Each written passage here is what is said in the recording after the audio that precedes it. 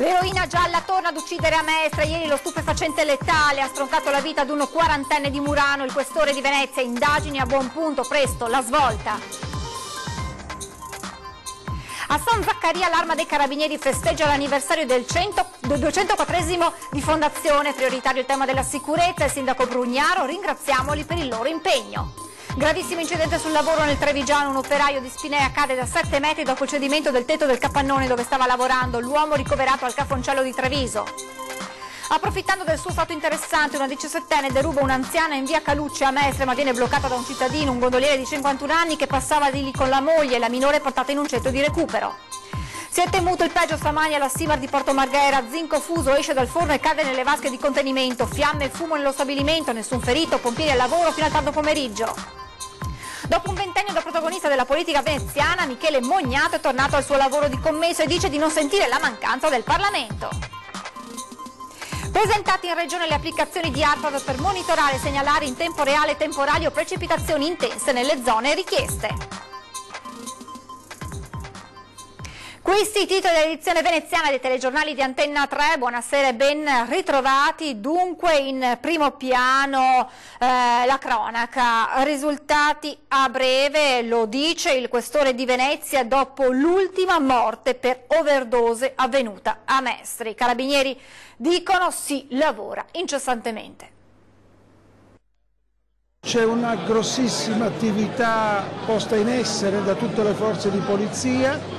In particolare noi stiamo lavorando su un ramo, l'Arma dei Carabinieri su un altro, sicuramente entro breve tempo avremo dei riscontri. A margine delle celebrazioni per i 204 anni dell'Arma dei Carabinieri, il questore di Venezia Vito Gagliardi ha definito imminente la risoluzione della questione legata alle morti per overdose a causa della cosiddetta eroina gialla, venduta dagli spacciatori nigeriani. L'ultimo decesso in via Montenero a Mestre lunedì verso le 16. Un 40enne di Murano si è accasciato a terra e non c'è stato nulla da fare. E mentre i carabinieri indagano, si allunga la lista dei decessi che dalla scorsa estate tra Mestre e Marghera sono arrivati a 23. Stiamo lavorando incessantemente sia noi che anche le altre forze di polizia e anche la polizia locale. E non è un problema semplice, è un problema complesso perché è un problema legato anche al fenomeno della presenza di molti extracomunitari, di persone che sono irregolari e che purtroppo spesso anche abbiamo difficoltà insomma, ad allontanare dal nostro paese. La droga è un problema su cui l'Arma dei Carabinieri ha sempre posto molta attenzione. Sicuramente la provincia di Venezia, Marghera, Mestre sono due centri dove è un dato concreto quello dove c'è in questo momento da fare lo sforzo più grande, c'è da lavorare molto, c'è da lavorare con incisività, è una cosa a cui non ci sottraiamo. Dopo mesi di overdose mortali e in attesa della risposta da chi sta indagando, il fenomeno si espande con l'aumento dei pusher nigeriani sul territorio, soprattutto nelle zone calde di Mestre. Quanto è avvenuto è un termometro importante al quale bisogna prestare la giusta attenzione e non mollare la presa, e così noi stiamo continuando a fare proprio con l'impegno massimo dell'amministrazione assieme alla collaborazione delle altre forze di polizia per garantire la massima vigilanza nel territorio. E a proposito di reati, sono stati diffusi i dati dell'attività in occasione del 204esimo anniversario dell'Arma dei Carabinieri, bilancio che parla di meno rapine e più reati di droga. Il sindaco di Venezia Brugnaro dice vanno ringraziati per il loro lavoro.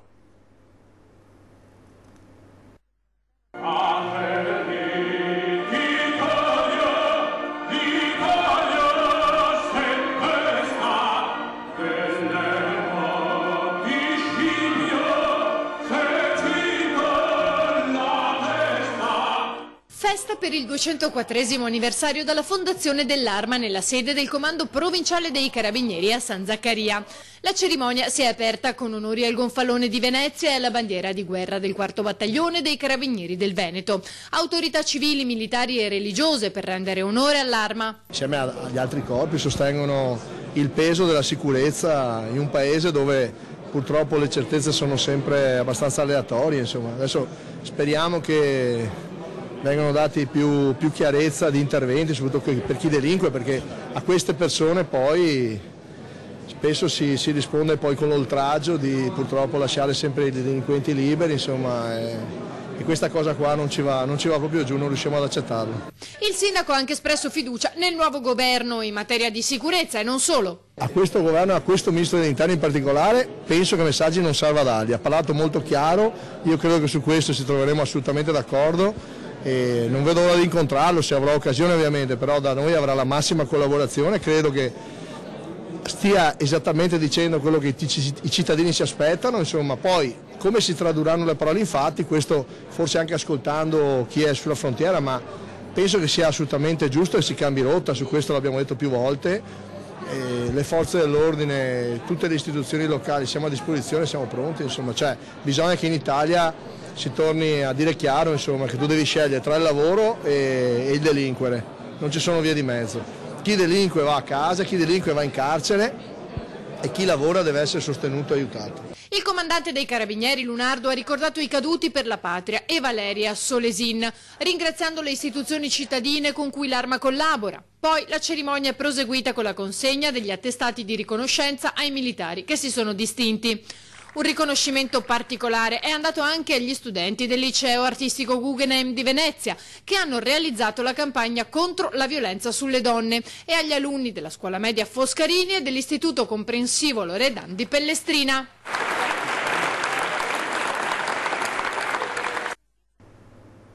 Continuiamo con la cronaca, con l'ennesimo grave infortunio sul lavoro. Il dramma si è consumato a Vazzola, nel Trevigiano. Un operaio è precipitato ad un'altezza di 7 metri mentre si trovava sul tetto di una fabbrica. Sembra che una parte della struttura abbia ceduto facendolo cadere. Immediato l'intervento del SUEM, che ha trasportato l'uomo, un 47enne di Spinea, all'ospedale Cafoncello di Treviso in gravi condizioni con un trauma cranico e vertebrale. Sul posto anche i tecnici dello Spisal e i carabinieri per accertare la dinamica dell'incidente. Un principio di incendio alla fonderia Simar a Porto Marghera ha fatto temere il peggio questa mattina. L'allarme è scattato intorno alle 10 nello stabilimento che ha sede in via delle Industrie. A quell'ora la fuoriuscita di zinco fuso da un forno ha scatenato fiamme, fumo e vapore. Il metallo liquido è caduto nelle sottovasche di contenimento, nelle cui vicinanze fortunatamente non si trovava nessun lavoratore. La richiesta di intervento al 115 ha fatto convergere in zona i vigili del fuoco con 12 operatori e 5 automezzi, tra cui il nucleo NBCR. Spetto l'incendio, i pompieri hanno messo in sicurezza il reparto e monitorato le procedure di raffreddamento del metallo liquido. La Simar, società metalli di Marghera, è una delle industrie più longeve di Porto Marghera, avviata nel 1934, prima come azienda per la trasformazione dei minerali estratti dagli ex giacimenti sardi di Montevecchio, poi rilevata da Eni Risorse. Dal 1997 del gruppo industriale privato Cordifin, che fa capo alla famiglia Cordioli di Verona. Grazie alla prontezza di un cittadino, una minorenne straniera è stata bloccata dalla polizia dopo che aveva imbrogliato e derubato un'anziana. Un'altra anziana truffata con una banale scusa e derubata con la classica tecnica dell'abbraccio. Questa volta però a una 17enne incinta che ha approfittato del buon cuore della 78enne non è andata liscia. Lunedì, verso le 9, in via Calucci a Mestre, dopo essersi avvicinata per l'abbraccio e 3 baci, ha sfilato la collana del valore di circa 1.000 euro alla donna, che accortasi ha iniziato ad urlare, attirando l'attenzione di un uomo che passeggiava con la moglie e che non ha esitato a intervenire. Il ruolo del cittadino modello è stato assolutamente determinante, in quanto appena si è accorto che questa signora aveva subito un furto, e in particolare la sottrazione della sua collana con movimento furtivo, e ha raggiunto l'autrice minorenne di questa azione e l'ha bloccata in modo da consentire al personale di polizia operante di rintracciarla e di procedere secondo competenza.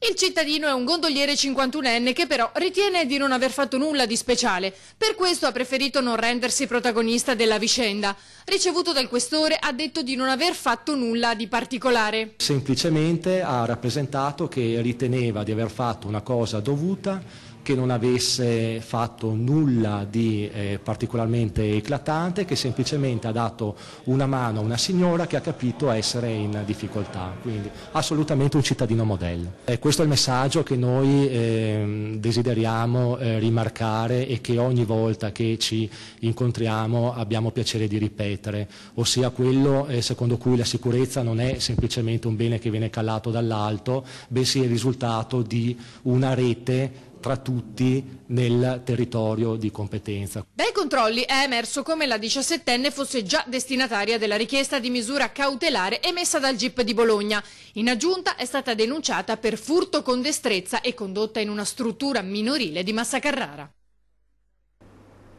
Adesso la politica con l'apertura al referendum per la separazione di Venezia da Mestre da parte del neoministro dell'Interno Matteo Salvini, riapertura che riaccende il dibattito tra i cittadini. Ecco cosa hanno risposto ai nostri microfoni.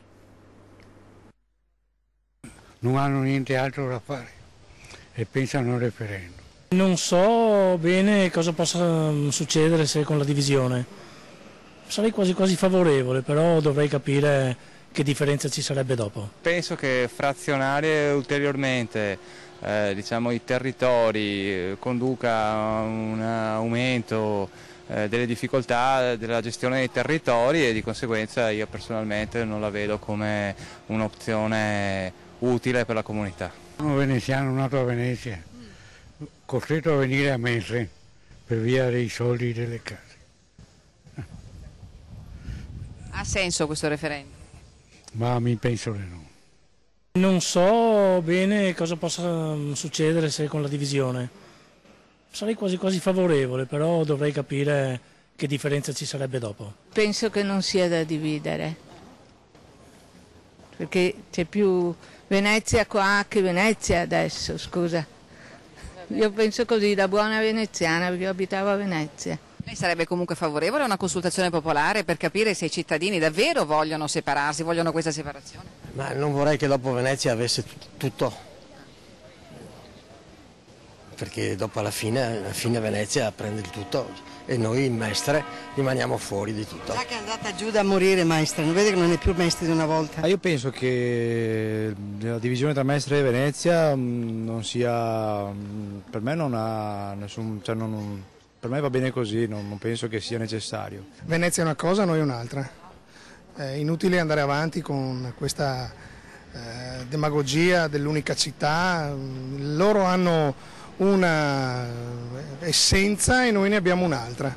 Mestre da sola sono sicuro che riesce a svilupparsi oltre misura. Dopo un ventennio da protagonista assoluto della politica veneziana, Michele Mognato è tornato al suo lavoro di commesso, senza sentire, dice, la mancanza del Parlamento. Tornare in un posto di lavoro dopo 100 anni è un grande cambiamento, ma si fa, insomma, la fortuna oggi è avere un lavoro, quindi io posso dichiararmi fortunato di poter essere tornato nel mio posto di lavoro. Vice sindaco di Venezia, pro sindaco di Mestre, segretario provinciale del PD e poi onorevole. Ora Michele Mognato è tornato al suo lavoro di commesso in un grande magazzino di Marghera dopo un'aspettativa durata 18 anni. Alla faccia di chi lo accusava di far parte della famigerata casta tra le cui schiere un paracadute si trova sempre. C'è chi ti vede, ti riconosce e quindi magari è contento che tu sei tornato a lavorare e quindi... oppure magari tanta gente che non sapeva nemmeno che io lavoravo già prima lì e tanta gente che ti guarda con rispetto, persone che ti guardano con rispetto e magari si chiede perché non sono riuscito, non sei riuscito a trovare una collocazione diversa, ma io penso che ognuno ha la propria dignità, il proprio orgoglio e quindi io non ho nulla né da pentirmi di quello che ho fatto né da pentirmi di quello che sto facendo adesso. Nessun rimpianto per la sua parabola personale, ma una punta di amarezza per quella di un centrosinistra italiano sempre più distante dal mondo operaio, prigioniero di uno snobismo da classe agiata. La grande forza della politica del Novecento e anche in questi anni è permettere a persone che magari hanno scelto di non studiare o non hanno potuto studiare e hanno fatto un lavoro di poter diventare amministratori o politici e quindi questa è la politica è anche riscossa sociale, riscossa civica, quindi avvicina le persone che non, anche chi in qualche modo fa un lavoro normalissimo e questo quindi è il grande pregio della politica. Tornare dopo un ventennio nel mondo del lavoro, racconta, significa toccare con mano come questo sia cambiato. Purtroppo le riforme degli ultimi governi hanno contribuito al peggioramento delle condizioni generali. C'è più precarietà, c'è più incertezza, c'è più preoccupazione di persone che magari hanno la mia età, che insomma non sono più giovanissime, di vedere il proprio futuro con arrivare alla pensione. Quindi il primo argomento per esempio è la Fornero, per chi ha una certa età, la riforma della Fornero o la pensione. Adesso ci fermiamo per qualche minuto di pubblicità, restate con noi, a tra poco.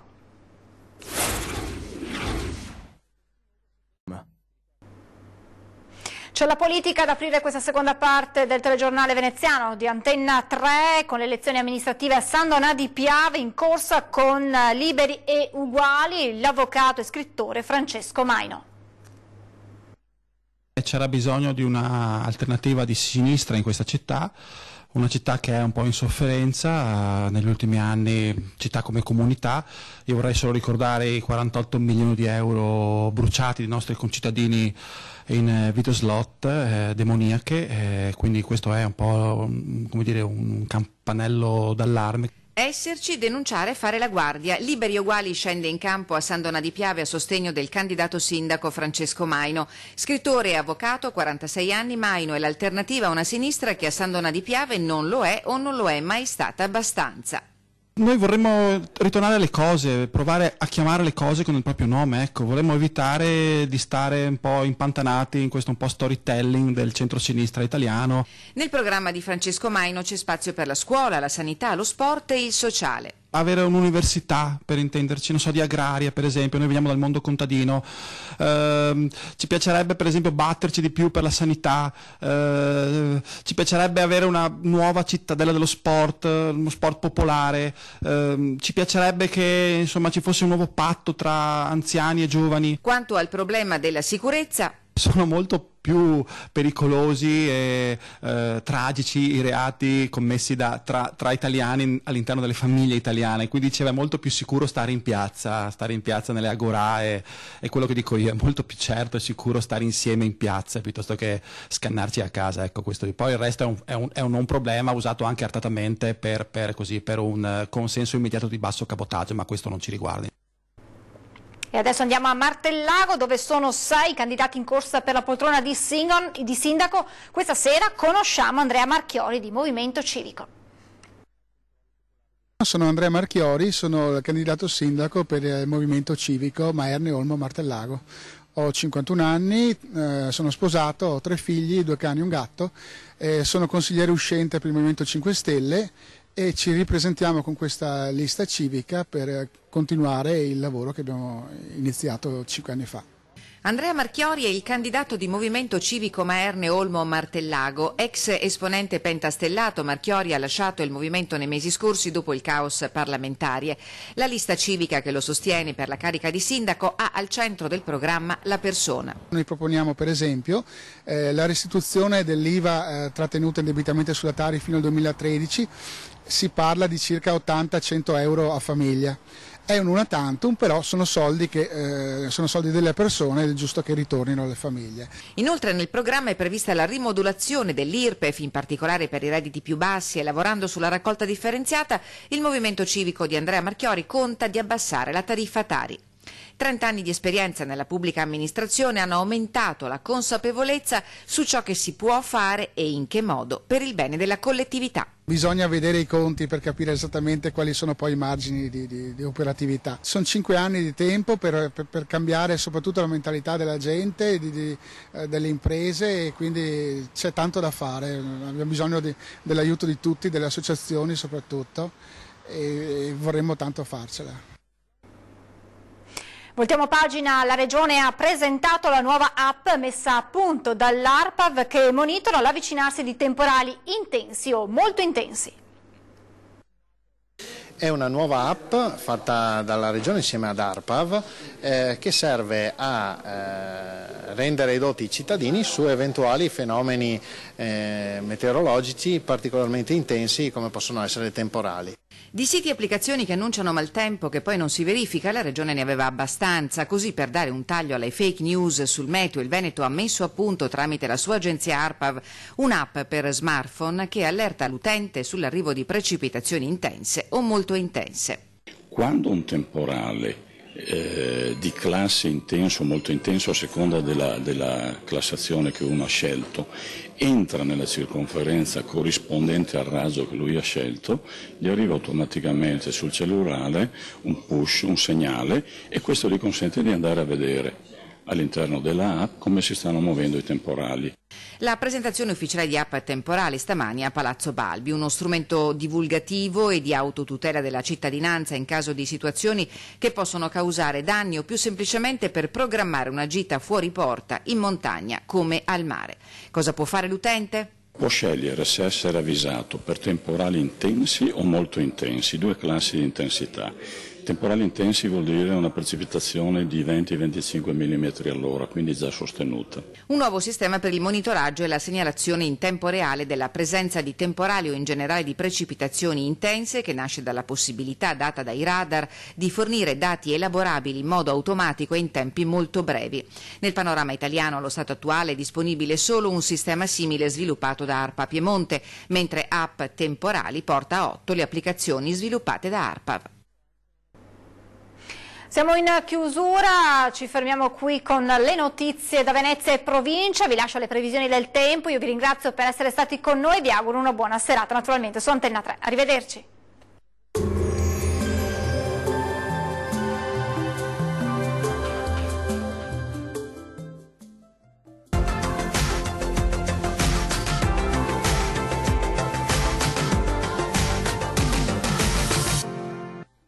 Ben ritrovati al meteo di Antenna 3. Instabilità sulle Alpi, meglio invece altrove. Vediamo il dettaglio di mercoledì 6 giugno. Sul Veneto al mattino il cielo sarà irregolarmente nuvoloso, con qualche piovasco sparso, possibile soprattutto sui settori nord-occidentali. Asciutto e in genere soleggiato altrove. In serata piogge anche sul resto della regione. Temperature minime tra 16 e 21 gradi, valori massimi compresi invece tra 23 e 28 gradi circa. Situazione simile sul Friuli Venezia Giulia, temporali quasi ovunque al mattino, generalmente di debole intensità. Lieve miglioramento dal pomeriggio con fenomeni quasi esclusivamente sui settori alpini, ma peggiora ovunque nuovamente in serata. Temperature minime comprese tra 18 e 19 gradi, valori massimi oscillanti invece tra 24 e 28 gradi circa. Non cambia di molto la previsione sul Trentino Alto Adige, dove sarà bel tempo ovunque al mattino con cielo sereno o al massimo poco nuvoloso. Dal pomeriggio deciso peggioramento un po' ovunque con temporali sparsi ma piuttosto frequenti. Temperature minime tra 13 e 15 gradi, valori massimi compresi invece tra 24 e 26 gradi. Dal meteo di Antenna 3 anche per ora è tutto. Arrivederci al prossimo aggiornamento.